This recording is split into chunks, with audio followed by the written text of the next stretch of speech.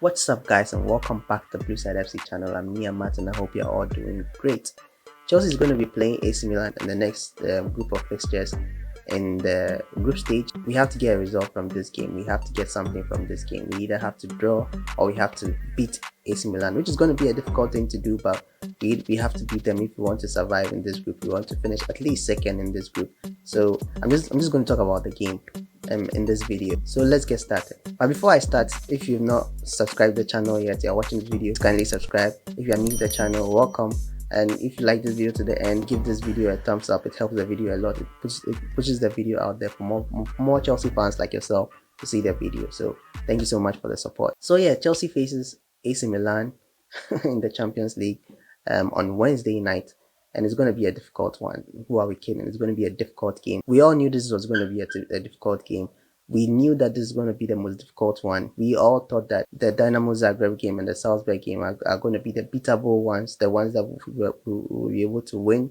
But it didn't happen like that. We lost to Dynamo Zagreb 1-0, and then we drew against Salzburg as well. So we put ourselves in this difficult issue. So we need to get out of it. We need to get out of it. And so playing them at home is actually a good thing because we have the home support, and we can give our players necessary morale, the necessary support that they need to be able to get something from the game. Even though AC Milan at the moment, they look way better than us. They even won, I think they won 3-1 over the weekend.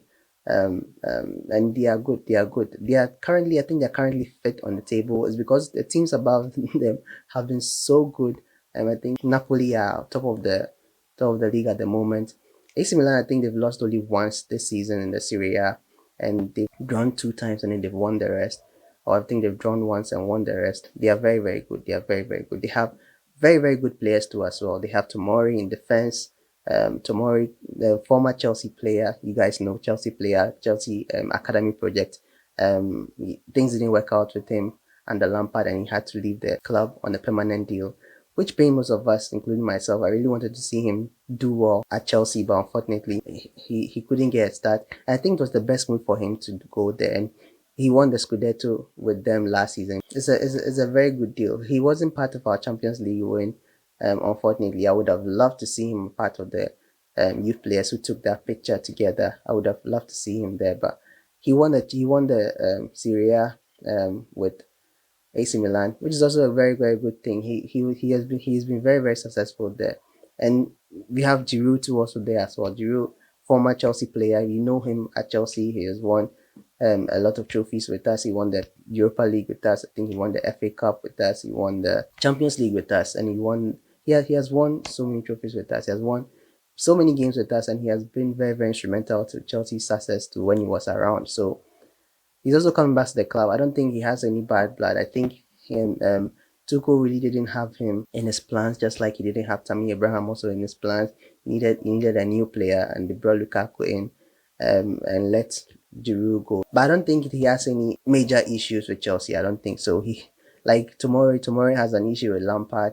Lampard is not there anymore, and Giroud had an issue with Tuchel. Tuchel isn't there anymore. I don't think they have any personal gripes with Chelsea itself. It was with these managers that they didn't really see eye to eye with. So, but they are still coming back to Chelsea, and we know when former players come back to Chelsea, the way they perform, they perform at their very best. So it's still going to be a difficult one playing against them. And you have in their midfield to Tonali and Benassa, and we really, really have to be able to control that midfield despite these 2 players, and they are very, very good, and they control that AC Milan team so well. They control that AC Milan defense so well. They are able to spread play. They are able to defend. They are able to stop counters. Like, they are so good. They are very, very good together, and I think they'll start together tomorrow too as well. So we really need to find a way to get them out of the game and to limit their abilities, to limit their movement on the pitch. So I'm hoping that in the midfield you go with a very, very strong midfield. I'll get to my lineup soon, and then I'll talk about the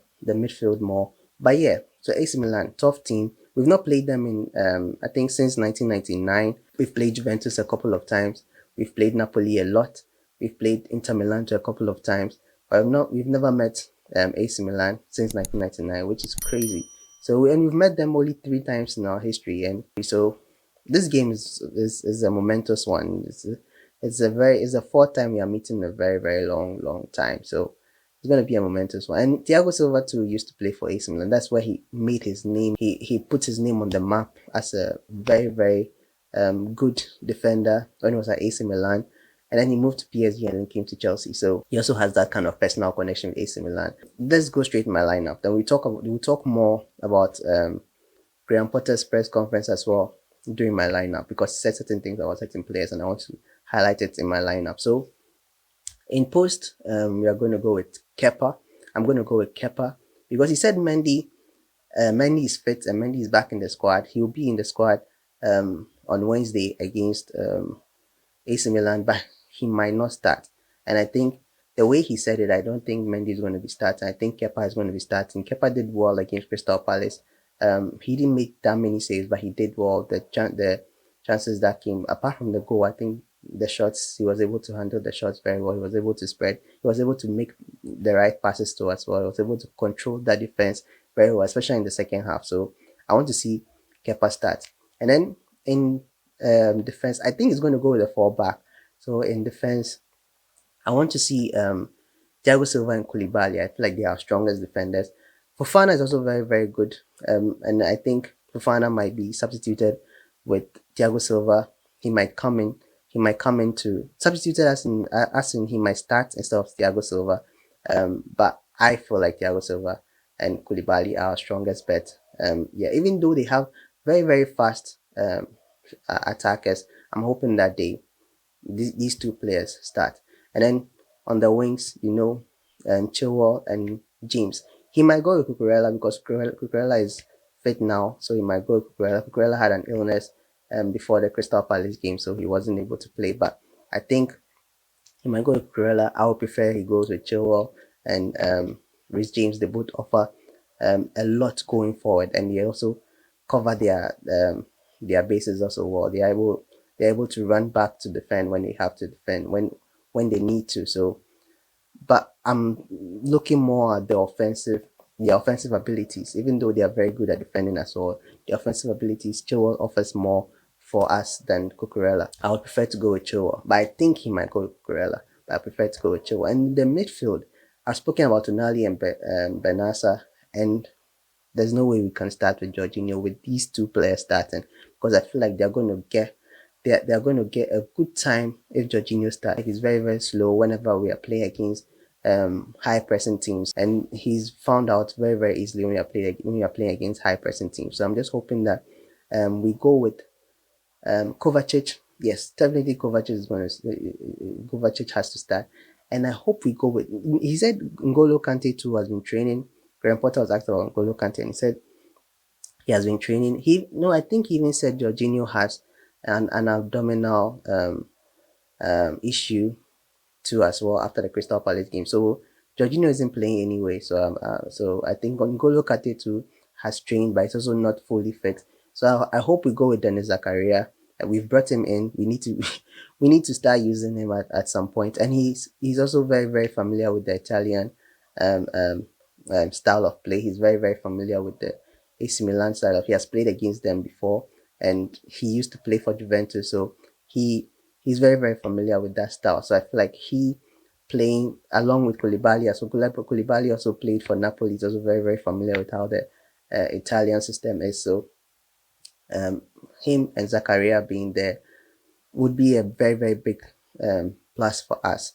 And then in front of them, I want to go with the 3 midfield. I want to go with the 4-3-3, but I want to see Gallagher in the attacking midfield role. I want to see him move forward more. I want to see him pressing more. I want to see him in the box more. I want to see him attacking more, moving up the pitch more, because when he moves up the pitch, we get the best out of him. And I don't want to see him nerfed and put in the middle there, standing next to either Zakaria or Kovacic and being tasked to defend when he's not. That is not what he's good at. He needs to be moving forward. He needs to be linking up with the attackers or the strikers, and possibly also score goals. And he's very very good at scoring goals, like he did against Crystal Palace, and he did when he was at Crystal Palace as well. So I'm hoping that he sits in front of Kovacic and Denis Zakaria. And then I want to go with the 3 attack system, but 2 wingers and then Aubameyang in the middle. On the left, Pulisic, and on the right, Sterling. No brainer. Pulisic did very, very well when he came on for Crystal Palace, and I think he needs to start in this game. I would have said Ziyech, but Ziyech, the last time Ziyech played for us, he wasn't that good. He was very, very, he was very, very terrible. So I'm going to go with Pulisic instead of Ziyech, and Sterling on the right, and then Aubameyang in the middle. And I'm hoping that this team gives us the results that we all want, gives us either a win or a draw. I'm hoping that we get a win to help us much more than getting a draw, because you have to go and play them again in the San Siro. If we get a win at Stamford Bridge, which is San Siro, and we even draw or even lose that game, it will still put us in a very, very good position. But I'm hoping that we go to San Siro and also get a good result from that game as well. So I'm going to predict 1-0. I'm not going to predict anything crazy. I think this game is going to be a tough game. It's going to be a very, very difficult game. I don't think it's going to be a high goal scoring game. If not 1-0, probably a draw, a goalless draw. But I'm hoping that we win 1-0, and I'm hoping that Aubameyang scores as well. So this has been my preview of the AC Milan game. I'm hoping that we win. I'm hoping that we get a good result from the game as well. So let me know what your views are in the comments below. If you have any predictions, let me know in the comments below. If you disagree with something that I said, let me know in the comments below, and I'll address it in the next video. If you like the video to the end, give it a like. Kindly consider subscribing as well. And thank you so much for watching this video as well, and thank you so much for the support on the previous video as well. And I'll see you guys in the next one. So until then, stay safe.